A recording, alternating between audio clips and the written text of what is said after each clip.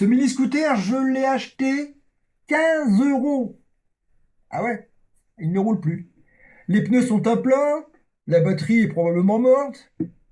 Et pourtant, dans cette vidéo, on va voir s'il peut reprendre la route. Ah ouais, c'est une question. Alors, pas de fake, pas de miracle, juste de la mécanique, de l'électricité et beaucoup de bon sens. Et surtout, on va le faire avec un budget minimum.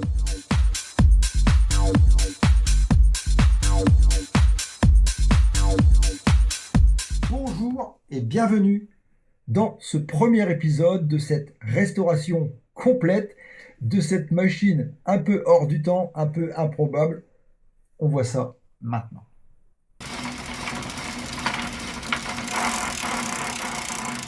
Alors je suis tombé sur ce scooter complètement par hasard, en me baladant sur une brocante. Je le vois là. Je me dis, pas mal. Et le vendeur m'annonce la couleur tout de suite, hein. Il me dit directement, la batterie est au plomb, elle ne charge plus, les pneus sont à plat, il n'a pas roulé depuis des années. Bref, il vend pas du tout le truc, quoi. Il a l'air de dire, vas-y, passe ton chemin. Puis finalement, je me dis, ah justement, c'est ce genre de machine qui m'intéresse. Parce que quand on enlève la batterie, il reste souvent une base très simple et très saine. Alors, payer 15 euros, je me dis à ce tarif-là, même si ça ne fonctionnait pas, le risque financier est vraiment limité. Donc, je fonce, je paye et je rentre avec ma machine. Et on en arrive ici.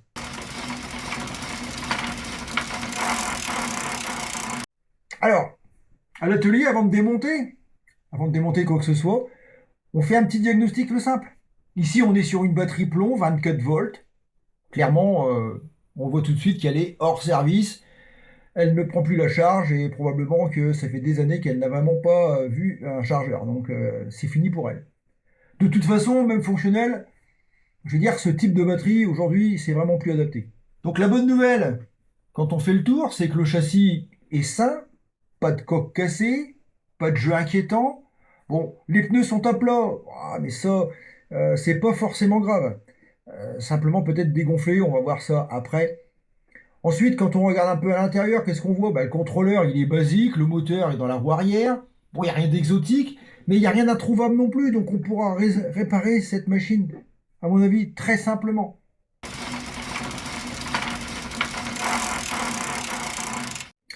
Quand on restaure ce genre d'engin, je pense que le plus important, c'est pas la batterie, c'est la base mécanique. On va pouvoir maintenant démonter ce qui est nécessaire pour qu'on puisse voir exactement comment on va s'y prendre pour restaurer cette petite machine hors du temps. Alors, moi, je prends toujours des photos pendant le démontage. Ça évite des erreurs au remontage. Je vous conseille de faire la même chose. On ne sait jamais quand on a démonté comment ça va se remettre au final. Des fois, il se passe quelques jours et après, on ne sait plus. Donc, les pneus, c'est vrai qu'ils sont complètement à plat, mais les jantes sont bien droites, en bon état. Donc ici, on répare, soit on change les chambres à air, mais c'est pas sûr, il faudra voir au gonflage. Je vérifie évidemment les freins, les câbles, le jeu dans la direction. Voilà, un scooter électrique, même petit, ça reste quand même un engin motorisé. Donc, il faut quand même être prudent. On ne sait jamais, un accident, c'est très vite arrivé. Alors, avant d'aller plus loin, je fais toujours un nettoyage complet, histoire d'enlever la poussière. Alors, c'est pas juste par souci d'esthétique, ça permet de voir les fissures, les frottements, les problèmes cachés éventuellement. Donc c'est pas important, mais déjà franchement, une fois qu'on l'a nettoyé, pour un engin acheté 15 euros, il commence à avoir une autre tête. Ah ouais, il commence à être intéressant. J'ai hâte qu'il roule.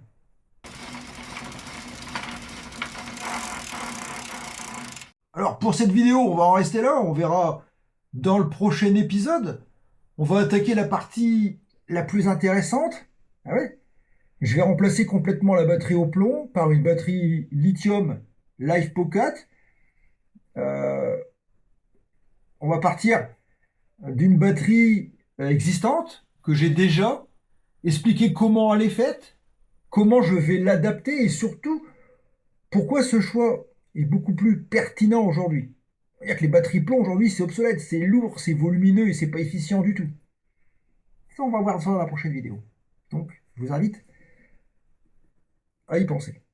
L'objectif de cette série de 2 épisodes, c'est pas de faire du spectaculaire, c'est de montrer qu'avec un peu de méthode, on peut redonner vie à du matériel qui était voué à la déchetterie.